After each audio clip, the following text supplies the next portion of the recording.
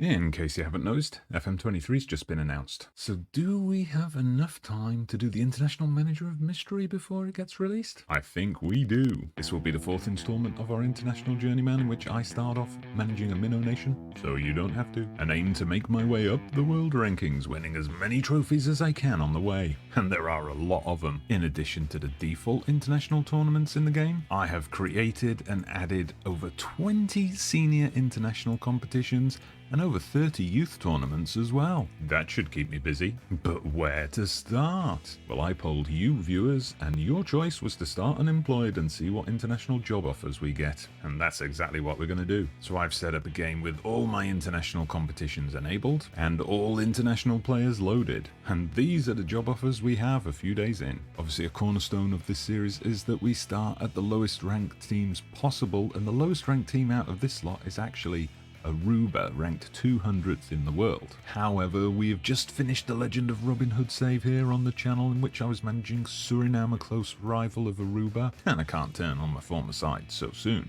Also in the Caribbean, we have St. Kitts and Nevis, but they're ranked a bit too highly for my liking, so we must look beyond the Caribbean and explore Asia, Africa, and Oceania. Let's start in Africa and the chance to shake things up with Djibouti. So ranked 185th in the world, Djibouti boasts facilities of a kind and a star player who plies his trade in the Norwegian lower divisions. So the only issue here is lack of upcoming competitions. As you can see here, Djibouti have already been knocked out of AFCON qualifying by the Seychelles. They do compete in one of my extra competitions, the Sisafa Cup, but that's not going to take place again until 2025. On to our Asian option then, and that would be Singapore. So they're ranked a bit higher than Djibouti, 166th in the world. However, this is a small nation that struggled to make its mark at both a continental and even a subcontinental level. And the chance to build something is potentially there. This is a country with a developed economy. It's also rare amongst the nations that we normally manage in that I've got their league loaded.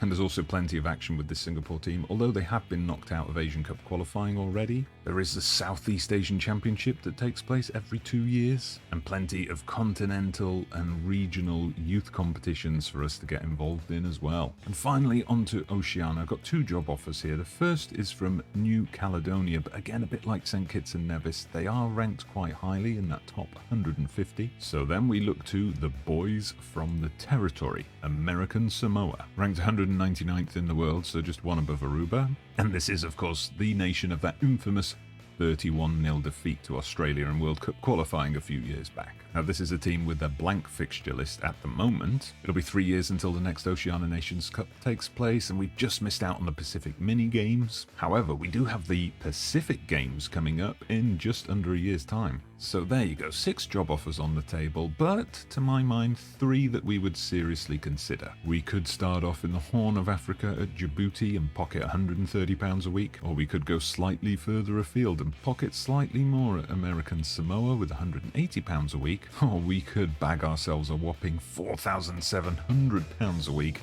if we take charge of Singapore. So the question now is, which job offer do we take? And the answer, well, you're going to leave that one in the comments. But if you're watching this video just after it's gone live, be quick, because I'm going to be recording the next episode in 2 days' time on Sunday. In the meantime, get your international fix by watching this video, where I put some of the Ultimate World Cup Dream Teams to the test.